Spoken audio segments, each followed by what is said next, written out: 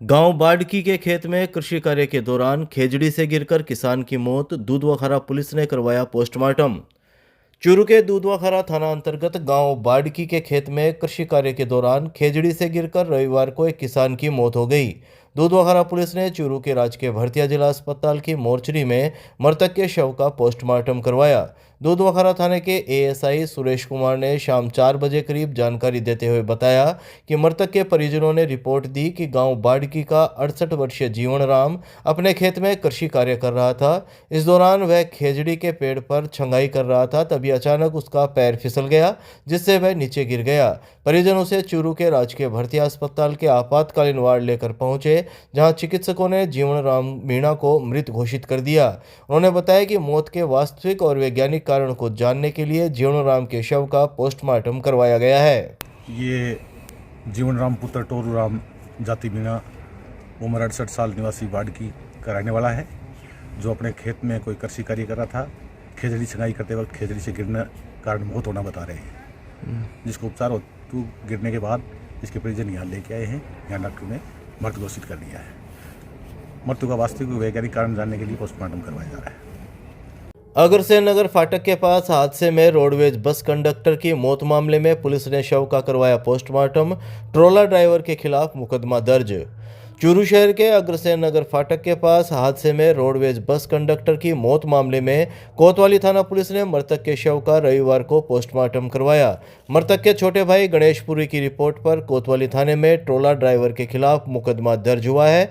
मामले की जांच कर रहे कोतवाली एएसआई राजेश कुमार ने शाम 7 बजे करीब जानकारी देते हुए बताया कि मृतक के भाई बाजोर निवासी 25 वर्षीय गणेशपुरी ने रिपोर्ट दी कि उसका बड़ा भाई 27 वर्षीय दयालपुरी रोडवेज बस डिपो में परिचालक के पद पर कार्यरत था।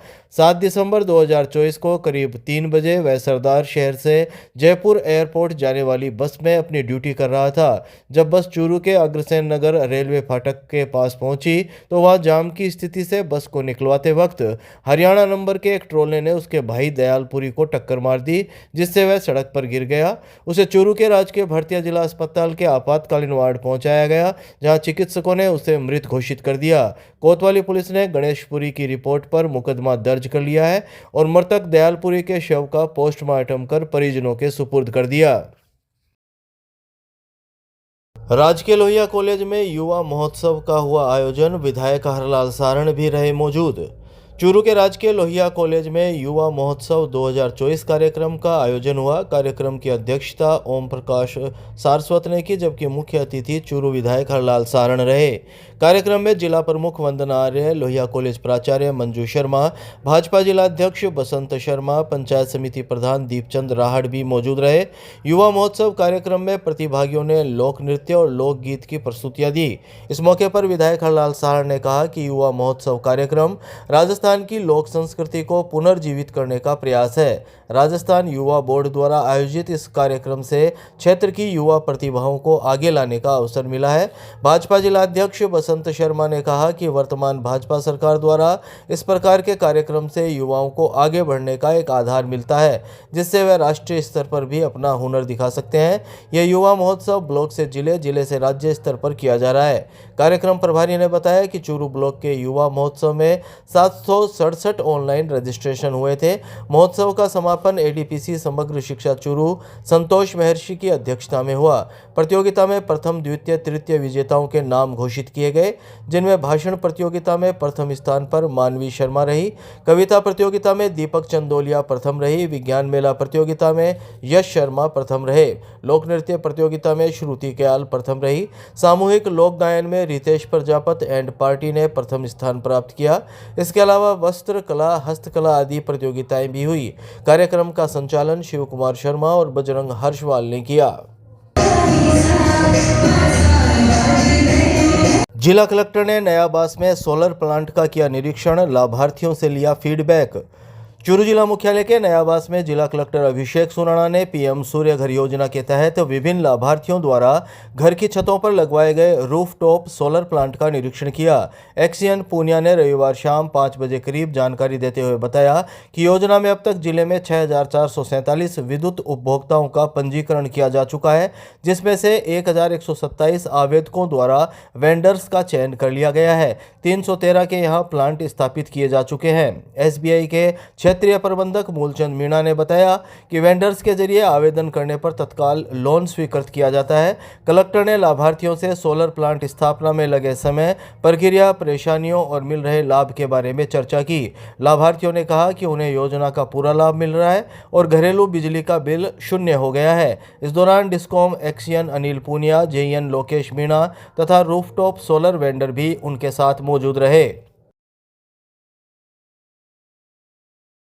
राजकीय भर्ती अस्पताल के आरसीएचओ डॉक्टर सुनील जांदू की पुण्यतिथि पर शेखावटी ब्लड बैंक सहित जिले में रक्तदान शिविर का हुआ आयोजन।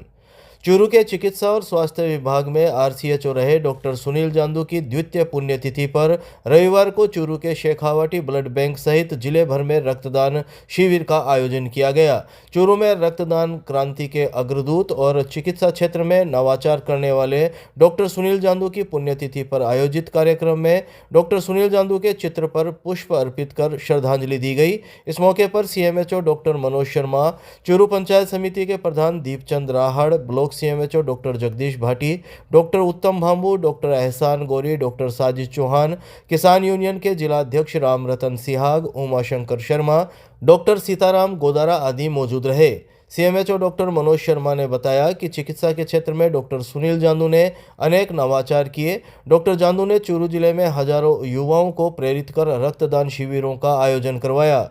डॉक्टर जांदू ने राष्ट्रीय बाल स्वास्थ्य कार्यक्रम के अंतर्गत बड़ी संख्या में जरूरतमंद बच्चों के दिल का ऑपरेशन करवाया और टीकाकरण के क्षेत्र में अनेक बार राज्य स्तर पर चूरू को सम्मानित करवाया।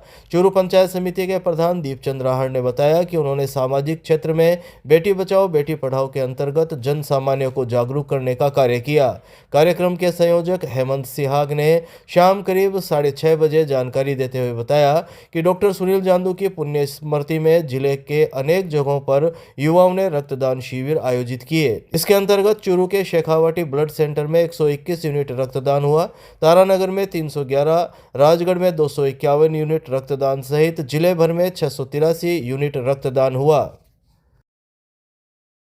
राजकीय भर्ती अस्पताल से शुरू हुआ उपराष्ट्रीय पल्स पोलियो टीकाकरण अभियान। जिले के 3 लाख से अधिक बच्चों को दी जाएगी खुराक। चूरू के राजकीय भर्तिया जिला अस्पताल से रविवार को उपराष्ट्रीय पल्स पोलियो टीकाकरण अभियान शुरू किया गया। कार्यक्रम में विधायक हरलाल सारण, जिला collector Abhishek Surana, CMHO doctor Manoj Sharma, BCMHO doctor Jagdish Bhati, अस्पताल अधीक्षक डॉक्टर हनुमान जयपाल आदि मौजूद रहे। कार्यक्रम में विधायक हरलाल सारण ने कहा कि अभियान के तहत 5 वर्ष तक के सभी बच्चों को पोलियो रोधी दवा पिलाने के लिए बूथ बनाए हुए हैं। जिला कलेक्टर अभिषेक सुराणा ने कहा कि हमें प्रयास करना चाहिए कि 5 साल तक का एक भी बच्चा पोलियो की खुराक से वंचित ना रहे। अभियान में रविवार को बूथों पर दवा पिलाई जाएगी। इसके बाद डोर टू डोर वंचित रहे बच्चों को दवा पिलाई जाएगी। मुख्य चिकित्सा और स्वास्थ्य अधिकारी डॉक्टर मनोज शर्मा ने शाम 6 बजे करीब जानकारी देते हुए बताया कि 8 दिसंबर से उपराष्ट्रीय पल्स पोलियो टीकाकरण अभियान शुरू किया गया है। जिले में 5 वर्ष तक के 3,26,242 बच्चों को पल्स पोलियो की खुराक दी जाएगी। इसके लिए 91 कोल्ड चेन पॉइंट बनाए गए हैं। उन्होंने बताया कि जिले में 12 मोबाइल दल और 8 ट्रांजिट टीमें बनाई गई है। पल्स पोलियो अभियान है, राज्य सरकार की महत्वाकांक्षी योजना है। कोई बच्चा पोलियो से ग्रस्त नहीं रहे, इसलिए इसका शुभारंभ करने के लिए मैं और जिला कलेक्टर, पीएमओ साहब और सीएमओ साहब और सभी डॉक्टर यहाँ पल्स पोलियो के 5 साल के छोटे बच्चों को दवाई पिलाई है। राज्य सरकार, प्रदेश की सरकार, हिंदुस्तानी सरकार का संकल्प है कि कोई पोलियो से ग्रस्त नहीं रहे। इस अभियान के साथ आज हम लोग यहाँ आए, बच्चों को दवाई पिलाई।